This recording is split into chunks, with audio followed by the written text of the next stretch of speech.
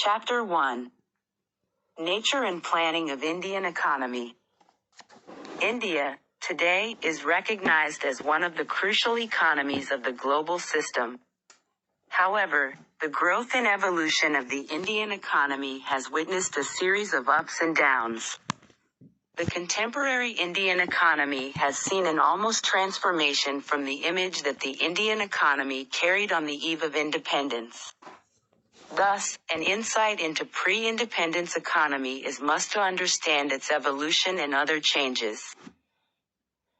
Meaning of economy.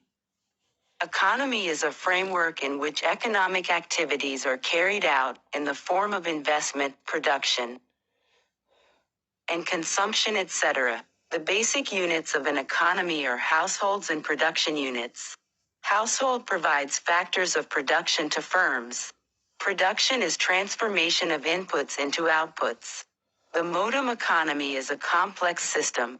It allocates limited resources and distributes output among a large number of agents, mainly individuals, firms and governments. It also allows for the possibility that each agent's action can directly or indirectly affect other agents' actions. Economics is the study of labor, land and investment of money, income, production, taxes and government. Expenditures. Adam Smith is known as father of economics.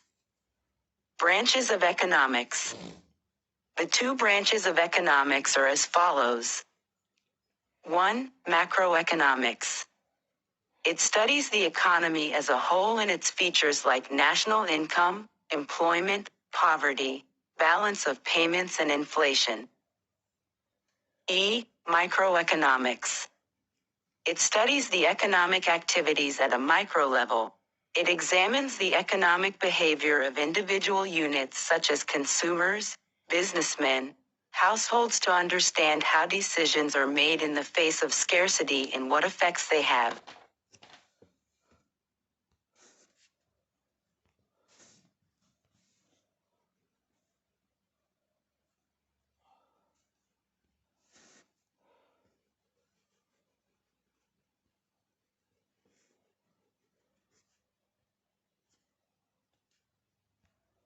General Studies, Mains, Paper 2. Classification of economy. Every economy is a system in which the production of goods and services is organized to satisfy the wants of people. Based on the organization of production process, the economy system are classified into three types: capitalist economy, state economy or socialist economy, and mixed economy. 1. Capitalist economy. Capitalism is a system of economic organization characterized by the private ownership and use of capital with profit motive. Everyone has the freedom to form any firm anywhere he likes, provided he has the requisite capital and ability. It is based on the doctrine of laissez-faire, which would mean that the state interference in economic activity should be kept down to the minimum. Price is determined by the forces of demand and supply. It proposed that the invisible hand of the market forces will bring a state equilibrium to the economy and a general well-being to the county. Advantages of capitalist economy are: black circle increase in productivity, black circle increased efficiency, black circle flexible system, non-interference of the state. Technological improvement, black circle increased wealth generation. Disadvantages of capitalist economy are: black circle extreme inequalities in income and wealth leads to monopoly, overproduction leads to glut in the market and hence depression. Mechanization and automation leads to unemployment. Welfare is ignored and exploitation of labor. 2. Socialist economy. In state economy, the decisions related to production, supply and prices were all suggested to be taken by the state only. Such economies were also known as centralized economy or centrally planned economy. The socialist economy of erstwhile USSR emphasized the collective ownership of the means of production, property and assets, and it also described a large role to the state in running the economy. Communist economy of China advocated state ownership of all properties including even labor and absolute power to state in running the economy. Advantages of state economy or economic stability. Black circle maximization of social welfare. Black circle absence of monopoly. Basic needs are met and no extreme inequality. Disadvantages of state economy are bureaucratic expansion. No freedom of occupation. Absence of competition makes the system inefficient. 3. Mixed economy. In this system, we find the characteristics of both capitalism and socialism. Both private and public enterprises operate simultaneously. The government intervenes to regulate private enterprises in several ways. The capitalistic economies faced a serious setback during the Great Depression of 1930s. The ideas of self-correcting quality of the market and the invisible hand of Adam Smith failed to check the slowdown of market in the Depression. John Maynard Keynes suggested strong government intervention in the economy. Advantages of mixed economy are 9. Sovereignty to choose what to produce and what to consume under the government's regulation.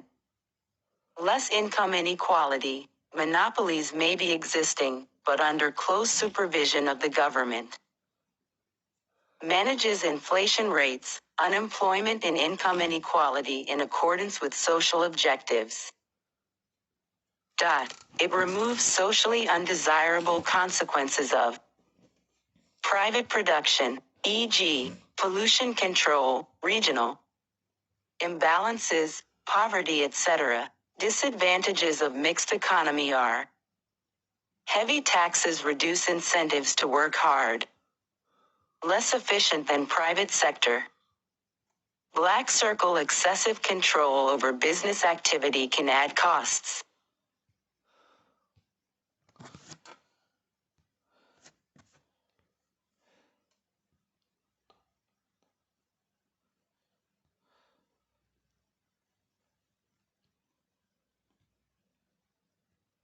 Nature and planning of Indian economy. 5. Economic consequences of colonial rule. Nearly 200 years of colonial rule had transformed the basic structure of the economy in a negative way. The country, once famous for its prosperous agriculture and robust manufacturing, turned into a huge market for British-made goods. Famines became frequent occurrences. The brief analysis of various sectors of Indian economy on eve of independence has been given below. Agricultural sector. Agricultural production stagnated and even deteriorated under the imperial rule, especially during the first half of 20th century. Not only the per capita agricultural production declined, the per capita consumption was also much below the minimum recommended level. Causes lower stagnation in agricultural sector are follows.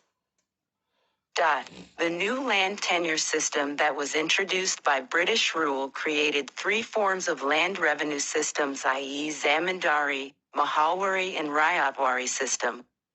Especially under the Zamindari system, the zamindars failed to invest in land and relied on rakra writing, while the peasant faced exploitation and fell into the clutches of moneylenders.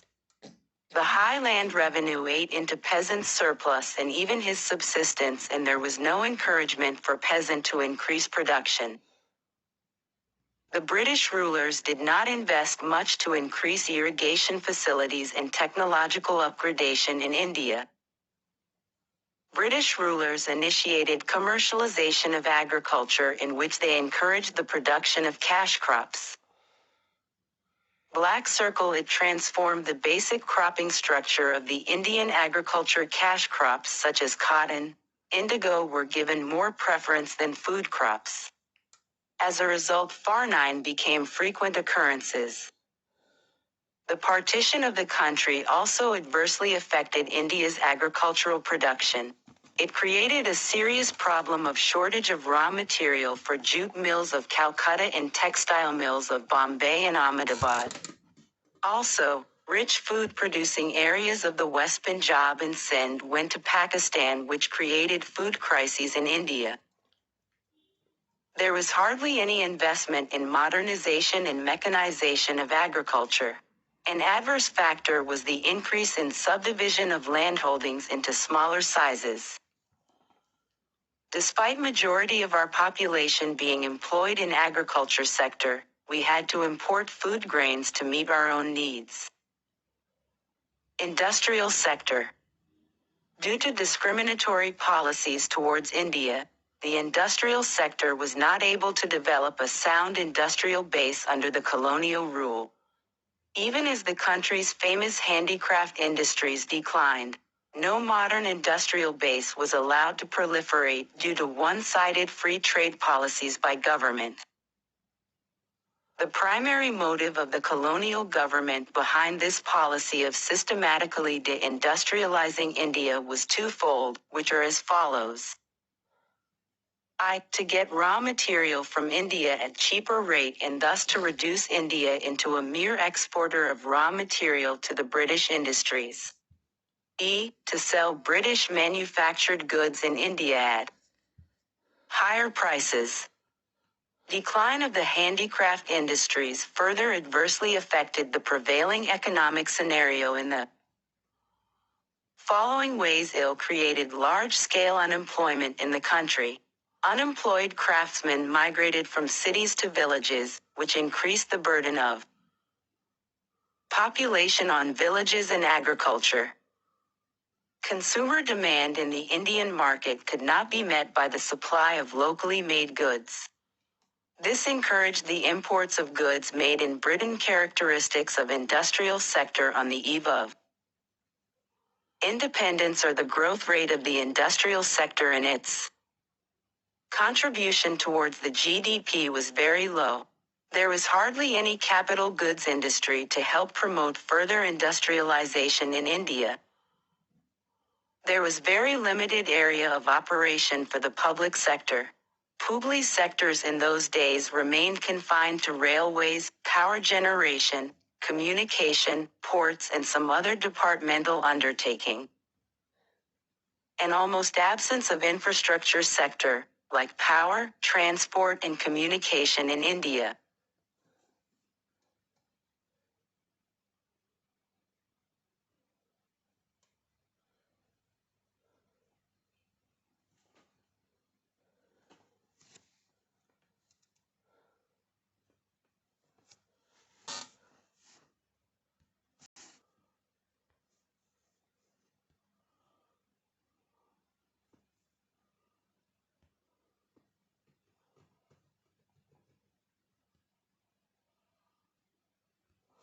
Six. General Studies, Mains, Paper 3. A negligible presence of infrastructure industries, like iron and steel, cement, coal, crude oil, OD refinery and electricity.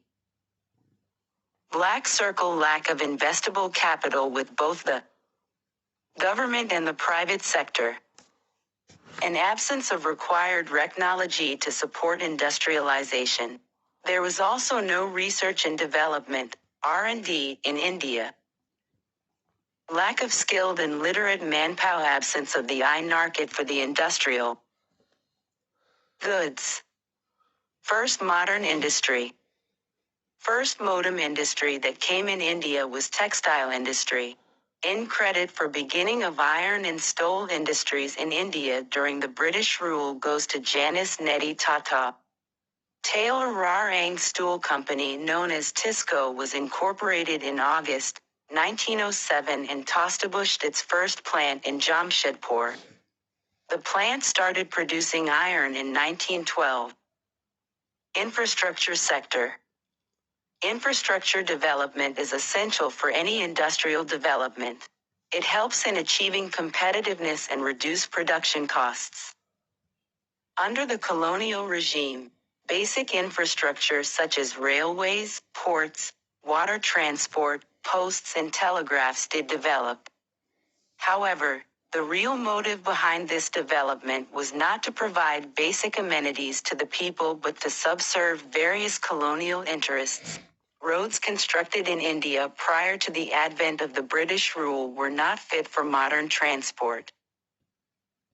The roads that were built primarily served the purpose of mobilizing the army within India and drawing out raw material from the countryside to the nearest railway station or the ports to send these to faraway England or other foreign destinations and to transport imported, foreign manufactured goods to Indian villages.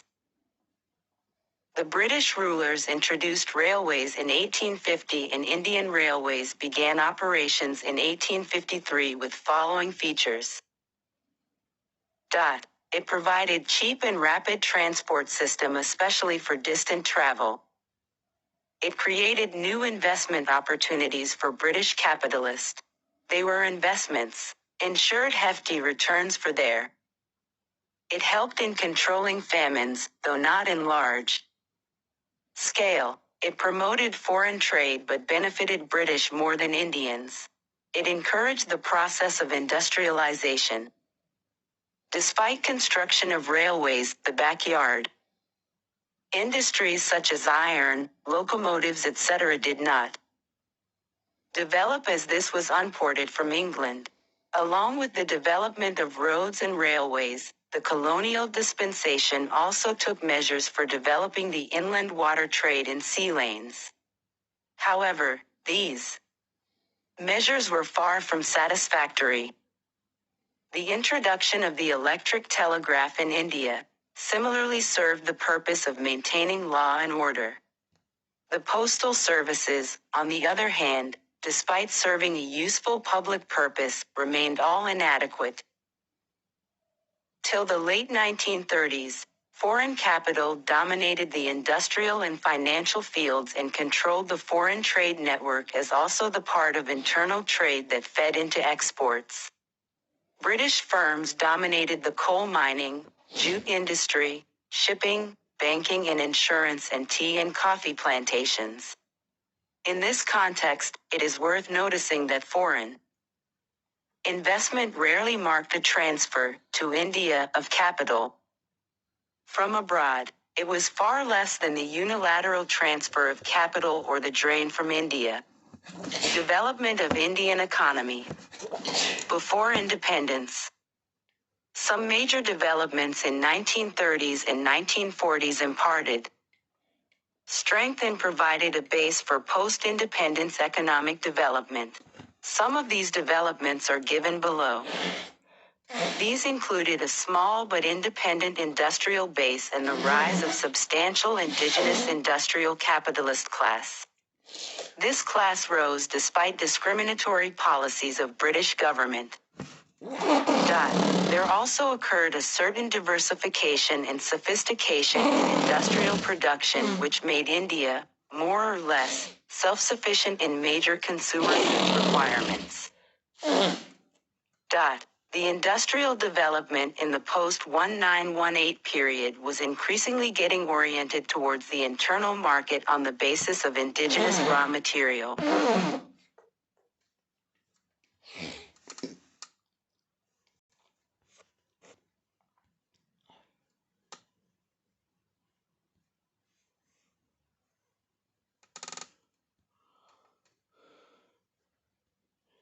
Nature and planning of Indian economy.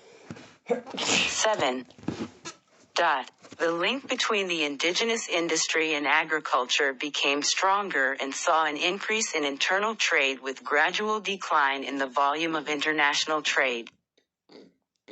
By the time of independence, India had a small but quite well-developed skilled labor force, both in consumer and engineering sectors.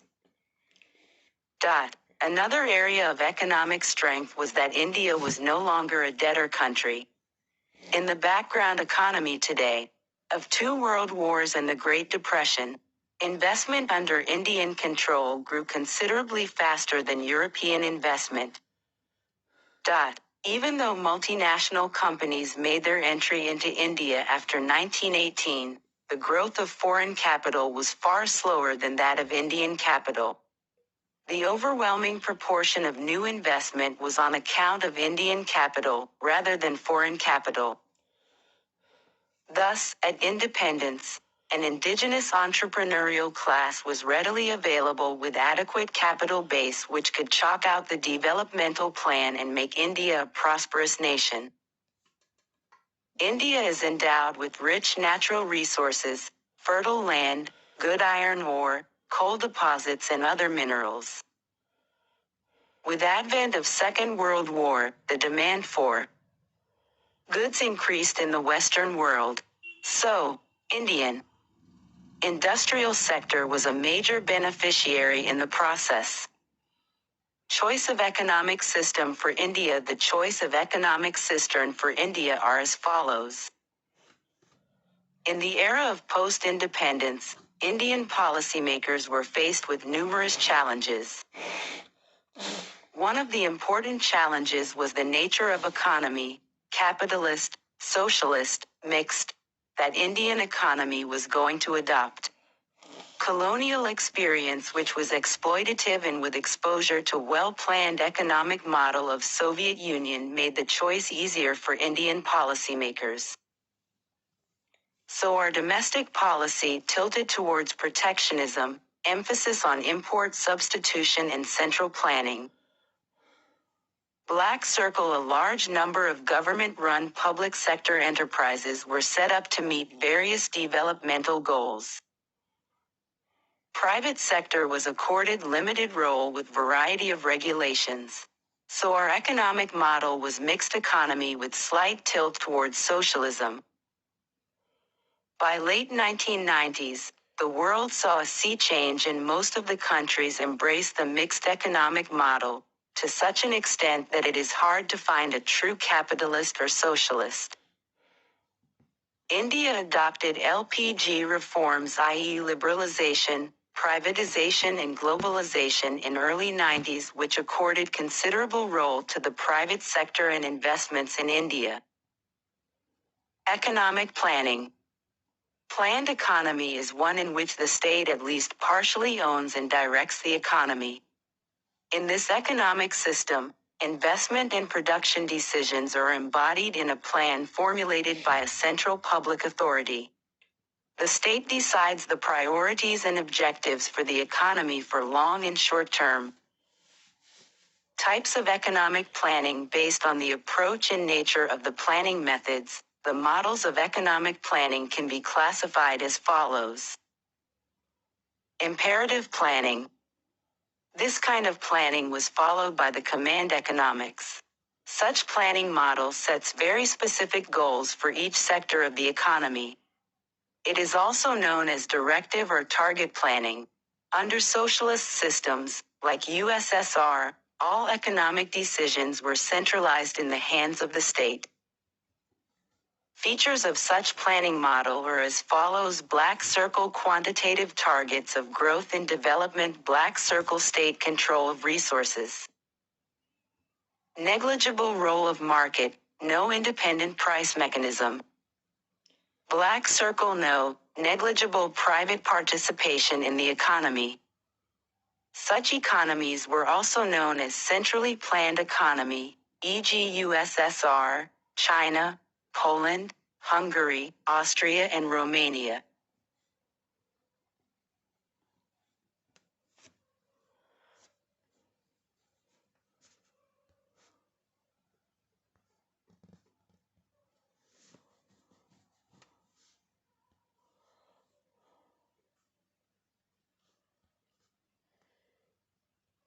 Eight.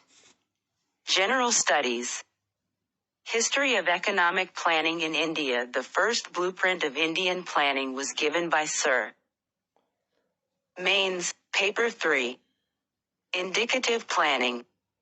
This model of planning was used by the democratic, liberal states. The main idea behind this model is that planning is required only to provide a framework to the economy. Thus, This kind of planning model gives a wide degree of autonomy and freedom to the private sector. The early use of such model was done by France, with its first six-year plan in 1947, which came to be known as Manet Plan.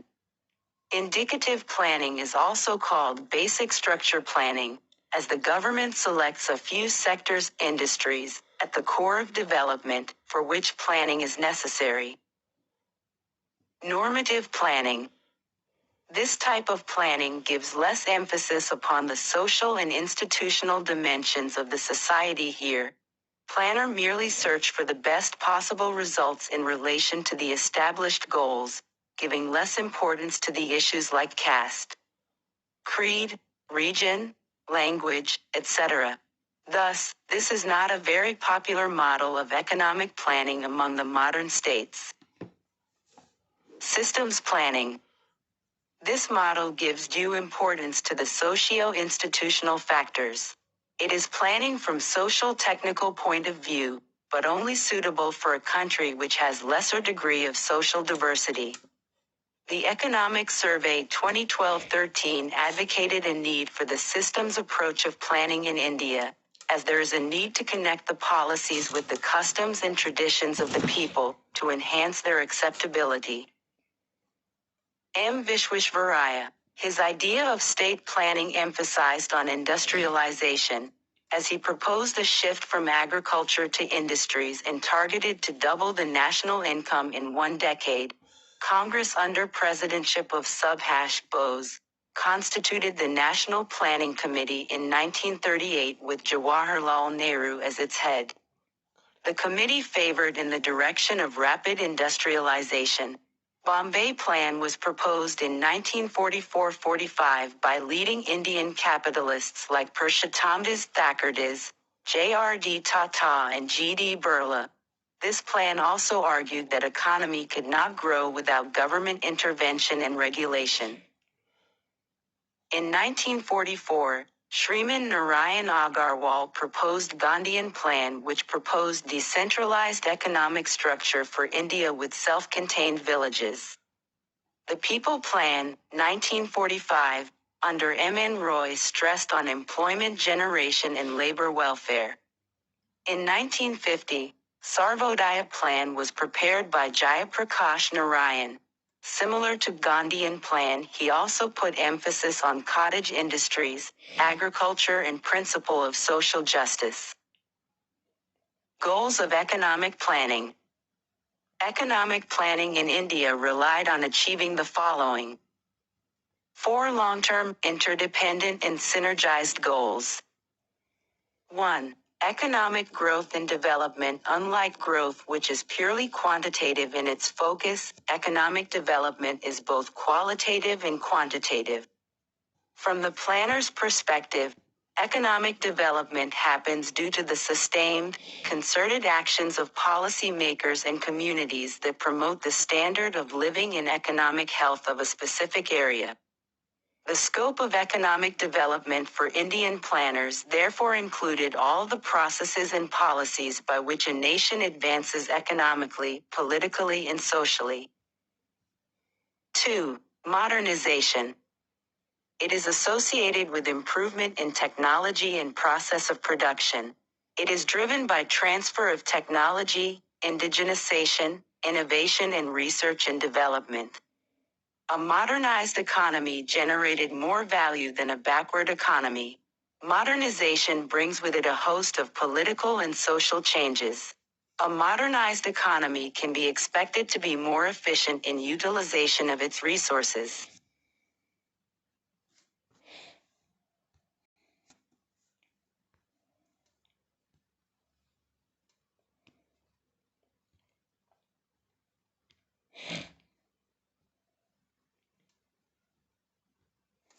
Nature and planning of Indian economy.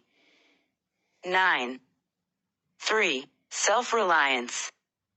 It means relying on resources of the country, rather than depending on other countries. This goal was partly due to the negative colonial experiences that lead to drain of wealth and impoverishment. Further, India had no foreign exchange to import on the eve of planning, so it was important to produce our own goods and services. It also had potential for employment generation and inclusive growth. Thus, the Nehru-Mahalanobis model envisaged a closed economy. Basic and heavy industries were seen as main planks of self-reliance. Note that self-reliance is different from self-sufficiency and self-containment, which is the state of not requiring any aid, support or interaction for survival. This was achieved by import substitution and minimizing import of items to bare necessities. 4. Social justice. The goal of social justice is generally the same as human development. Ensuring social justice is one of the stated goals of the preamble to Constitution of India. Thus, realization of the socio-economic goal of social justice is important to ensure that development reaches all. Social justice can only happen when inequalities based on caste, gender, religion and region are reduced or eliminated. Thus, the whole paradigm of economic planning was based on the premise of securing social justice at the individual and at the societal level. Planning in India. Economic planning is a multifaceted task. It requires complete synergy between all the three units of federalism, i.e. union, state and local bodies. Further effective coordination between different ministries and departments is must. In pursuance of this objective, government has established some specialized institutions. The Planning Commission. The Planning Commission was made on the recommendations of the National Planning Committee's report of 1949, which stressed the need for economic and social planning for the country as a whole. The Planning Commission emerged as a permanent body of experts, which came into existence in March 1950, through a cabinet resolution. The Planning Commission was constituted as an extra-constitutional and non-statutory body, working under the overall guidance of the National Development Council, NDG. National Development Council, NDC. The National Development Council, NDC, was the apex body for decision-making and deliberations on development matters in India, presided over by the Prime Minister. It was formed in August 1952 by a resolution of the Union Cabinet. The NDC included all Union ministers, chief ministers of all the states and administrators of Union territories and members of the Planning Commission. Like Planning Commission, it was also an extra-constitutional and non-statutory body. The NDC had three primary objectives. 1. To strengthen and mobilize the effort in resources of the nation in support of the plan. 2. To promote common economic policies in all vital spheres. To ensure the balanced and rapid development of all parts of the country. Niti Aayog. The government has replaced Planning Commission with a new institution named Niti Aayog, National Institution for Transforming India. The institution will serve as a think tank of the government. The decision came after extensive consultation across the spectrum of stakeholders, including state governments, domain experts and relevant institutions. Role of Niti Aayog. The functions of Niti Aayog are as follows. The center to state one-way flow of policy, which was the hallmark of the Planning Commission era, is now sought to be replaced by a sense of cooperative federalism. Niti Aayog will seek to provide a critical directional and strategic input into the development process.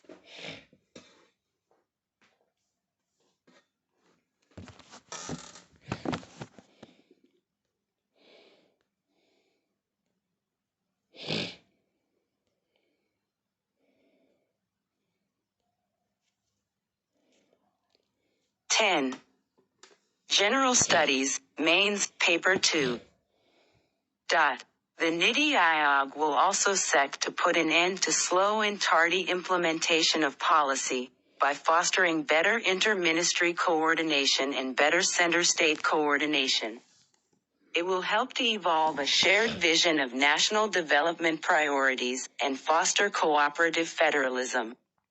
Recognizing that strong states make a strong nation, NITI Aayog will emerge as a think tank that will provide governments at the central and state levels with relevant strategic and technical advice across the spectrum of key elements of policy.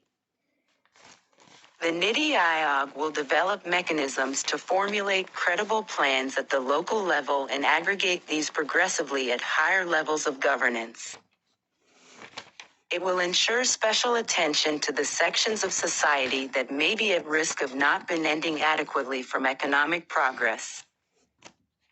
Comparison of Planning Commission with NITI Aayog. Planning Commission. Parameter. NITI Aayog enjoyed the power to allocate funds to ministries and state governments. Financial to be an advisory body or a think tank. The powers to allocate funds might be vested in the finance ministry. States' role. State governments are expected to play a more significant role than they did in the Planning Commission. States' role was limited to the National Development Council and annual interaction during plan meetings. To be known as the Secretaries or member secretaries were appointed through the USUA process. CEO and to be appointed by the Prime Minister. Part-time members. To have a number of Planning Commission had no provision for part-time members. Part-time members depending on the need from time to time. Member Secretary. 3. Basic structure of NITI Aayog. Decentralization. Chairperson. Prime Minister. Governing Council. Its members are Chief Minister and administrators of the Union. Territories. Has provisions for regional council. It develops mechanism to formulate credible plans at the village level and aggregate these at higher levels of government.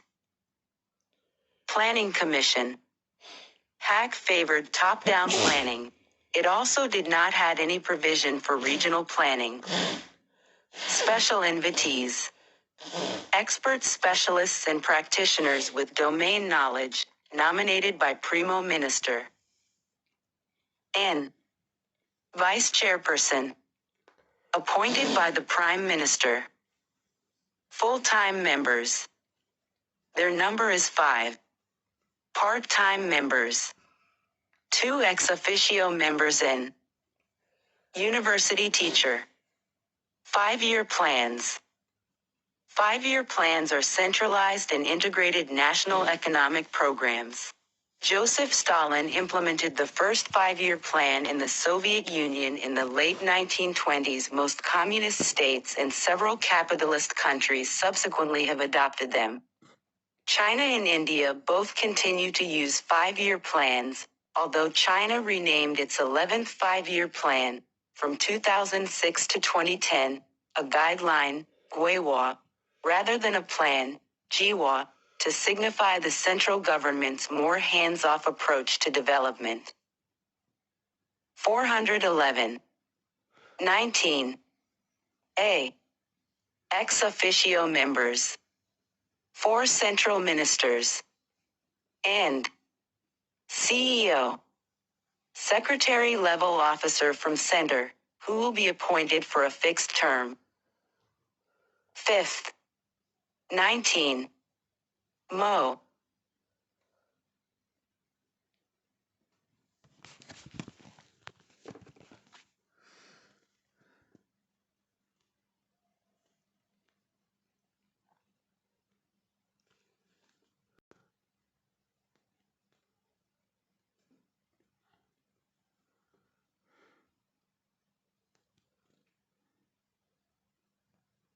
Nature and planning of Indian economy. 11. Brief description of 5-year plans. Objectives, facts. Plan. Assessment. First plan, 1951 to 56. Herod Judge Model. Highest priority accorded to agriculture in view of large import of food grains and inflation increasing the rate of investment from 5% to 7%. 0.31% of total plan outlay on agriculture followed by transport and communication social services. Power and industry. Black Circle economist K.N. Raj was the architect rapid industrialization with particular emphasis. Agriculture production increased dramatically. National income went up by 18% and per capita income by 11%.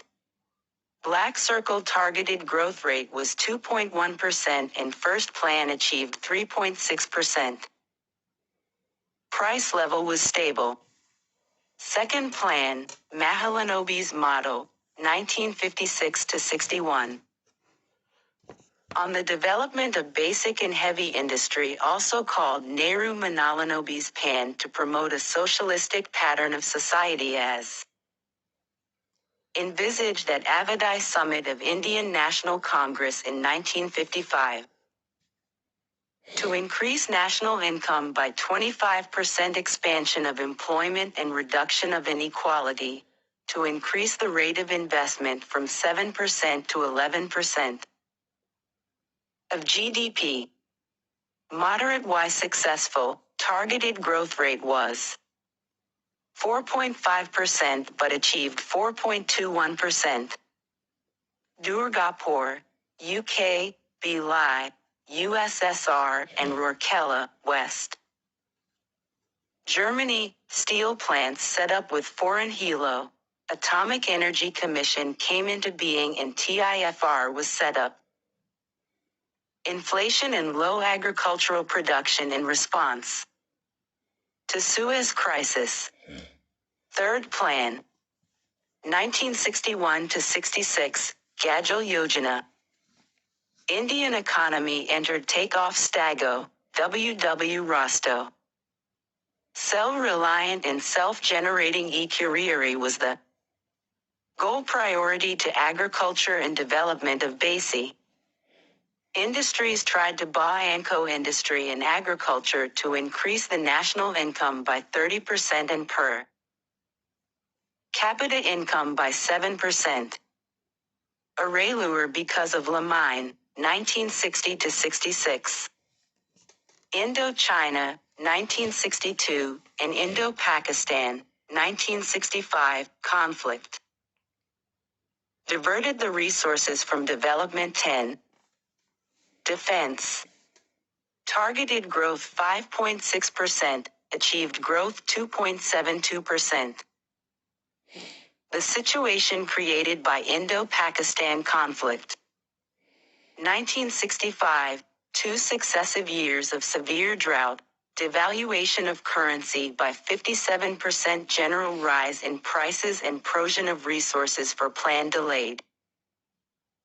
Fourth plan delayed because of the annual plans formulated between 1966-1969.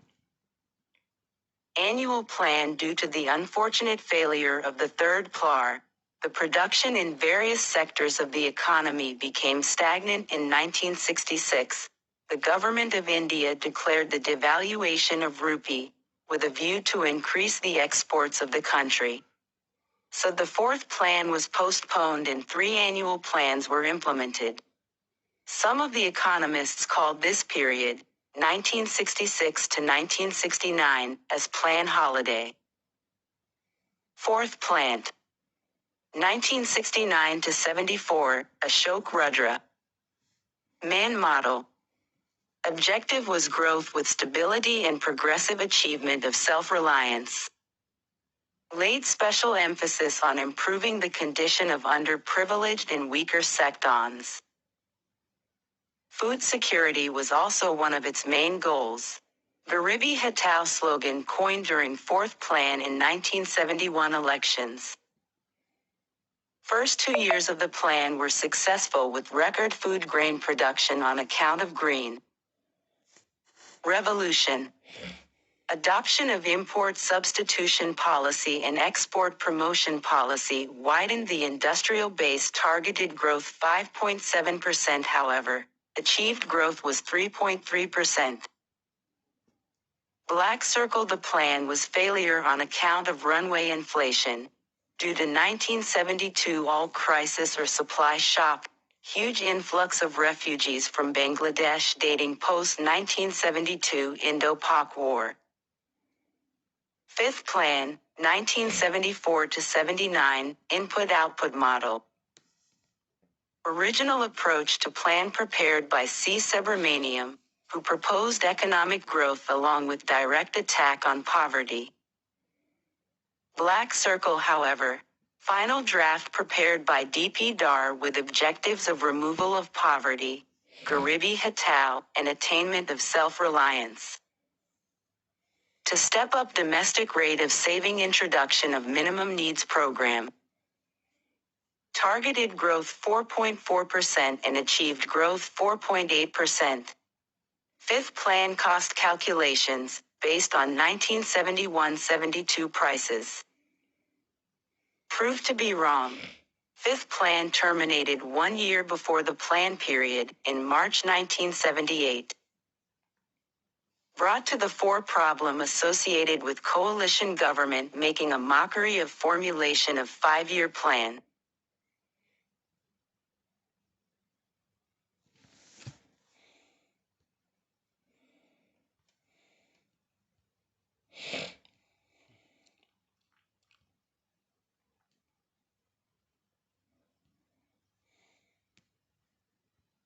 General Studies, Mains, Paper 3.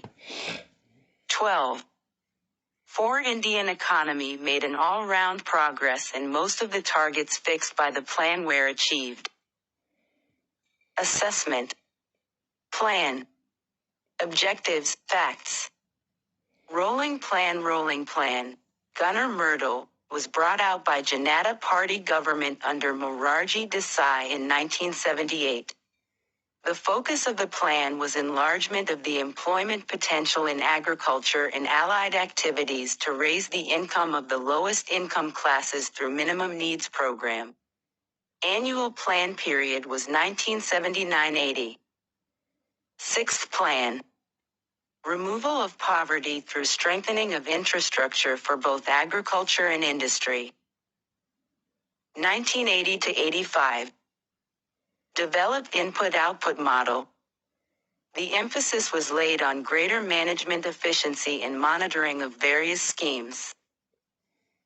Targeted growth 5.2%, achieved growth 5.7%. Involvement of people in formulating development at local level. Schemes of in this plan skill development programs such as training of rural youth for self-employment. TRYSEM, an Integrated Rural Development Project, IRDP, was launched. Seventh Plan. To accelerate food grains production. To increase employment opportunities. Food grain production grew by 3.23% as compared to a long-term growth rate of 2.68% between 1985-90. Architectural wage model. To raise productivity. 1967-68 and 1988-89. Outward-looking strategy with gradual liberalization of economy. The Indian economy finally crossed the barrier of the Hindu rate of growth of 3% given by Professor Raj Krishna. Average annual growth rate was 6.0% as against the targeted 50% and average of 3.5% in the previous plans. Annual Plan, 1990-92.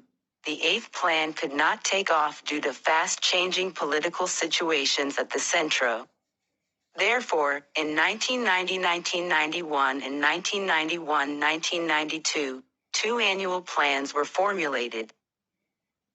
8th Plan, 1992 to 97. John J. H. Muller. Process of fiscal reforms and economic reforms initiated by Narasimha Rao government to prevent another major economic crisis, to increase the average industrial growth rate to 7.5%, to provide a now dynamism to the economy and improve the quality of life of the common man, also called as Rao and Manmohan Singh Mode of Economic Development First Indicative Plan. Higher economic growth rate of 6.68% achieved as against the targeted 5.6%. Improvement in trade and current account deficit. Significant reduction in fiscal deficit. Agricultural growth and industrial growth increased unshackled private sector and foreign investment. Control was the prior reason for high growth. Overall socio-economic development indicators low. The growth became jobless and fruitless. 9th Plan, 1997 to 2002. Input-output model. Growth with social justice and equality, emphasis on 7 basic minimum services. BMSS, which included safe drinking water, universalization of primary education, streamlining PDS among others, pursued the policy of fiscal consolidation. Decentralization of planning with greater reliance on states ensuring food and nutritional security to all. Empowerment of women, SCS, STs and OBCs. The 10th Plan aimed at achieving 8.1% GDP growth, assuming that I-Core incremental capital.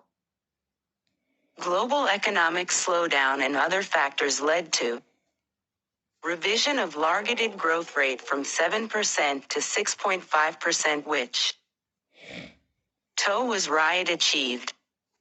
The economy grew at 5.49% only. Agriculture grew by 2.1% as against the target of 4.2% per annum. 10th Plan, 2002 to 2007. Comprehensive input-output model. Output ratio will decline from 4.53% to 3.58%. It aimed at increasing domestic saving rate from 23.52% to 29.4% of GDP in gross capital formation to 32.2% from 24.4% of GDP to improve the overall framework of governance. Agriculture was the core element. Increase in GDP growth to 7.8% compared to 5.4% in the 9th Plan. The lower than targeted growth rate of 8% was due to low growth of 3% in the first year of 10th Plan. Increase in gross domestic saving and investment reduction in I-Core to 4.2%, though higher than targeted but less than 9th Plan's I-Core of 4.53% increase in foreign exchange reserves to US $287 billion. However, 10th Plan fared worst on socio-economic indicators and the agricultural growth rate was meager 2.1%. 0.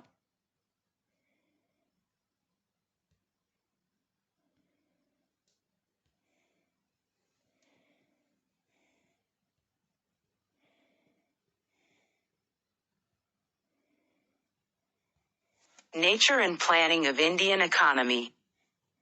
13. Plan. Objectives, facts. 11th Plan, 2007 to 2012. Planning. It aimed towards faster and more inclusive growth. Average GDP growth of 8.1% per year. Agricultural GDP growth of 4% per year. Commission pro forma. Generation of 58 million employment opportunities. Sex ratio for age group 0 to 6 years to be raised to 935 by 2011-12 and to 950 by 2016-17. It aimed faster, sustainable, and more inclusive growth. 12th Plan 2012 to 2017. 4% growth in agricultural sector. Planning Commission. Reducing headcount poverty by 10%. Reducing infant mortality (RAIL) IMR to 25. Maternal mortality rate MMR to 100 and total fertility rate TFR to 2.1. Assessment. The growth rate during the 11th plan period was about 7.9%, which is higher than the 7.8% growth rate achieved in the 10th plan. Black circle as against the target of 4% growth in the agricultural sector, the plan could register a growth of only 3%. During 2007 to 12 period, black circle the services sector continued to register a growth rate of more than 10%, however, the industrial growth rate showed at 7.9%. After change of government in 2014, plan was not pursued. I failed to achieve targeted growth rate of 8% due to demonetization. Achieved growth was 1.6%. Low external demand and internal shocks such as against the targeted 4% growth in agriculture. The 5-year plans are now discontinued. Planning under NITI Aayog. NITI Aayog's 3-year action agenda, 7-year medium-term strategy and 15-year vision document is a comprehensive framework for policy changes to be implemented from the year 2017 to 2032. The 3-year action agenda has replaced the 5-year plans of the erstwhile Planning Commission. It covers the different sectors of the economy: agriculture, industry, and manufacturing. It discusses the policies necessary for urban and rural transformation. Like major focus is on certain high-priority sectors such as health, education, agriculture, rural development, defense, railways, and other categories of capital expenditure. It is the move from plan to strategy in allocating a larger proportion of additional revenues to high-priority sectors. Double farmers' income by several means. Coastal employment zones to boost exports and generate high productivity. Addressing the NPAs of banks and supports auction of larger assets to private asset reconstruction companies. Bringing down the land prices to make housing affordable through increased supply of urban land. Adopting sustainable practices and streamline regulatory structures to support high economic growth. Enhancing the welfare of women, children, youth, minorities, SC, street, OBCs, differently abled persons and senior citizens. Targeted development of Northeast, coastal areas and islands, North Himalayan states, desert and B. drought-prone states, transport and digital connectivity. NITI Aayog has drawn up a list of not less than 300 specific action points covering wide range of sectors under the 15-year vision document. This document has a vision not only to ensure access to two-wheelers or cars, air conditioning, and other white goods for nearly all, but also includes internal security and defense.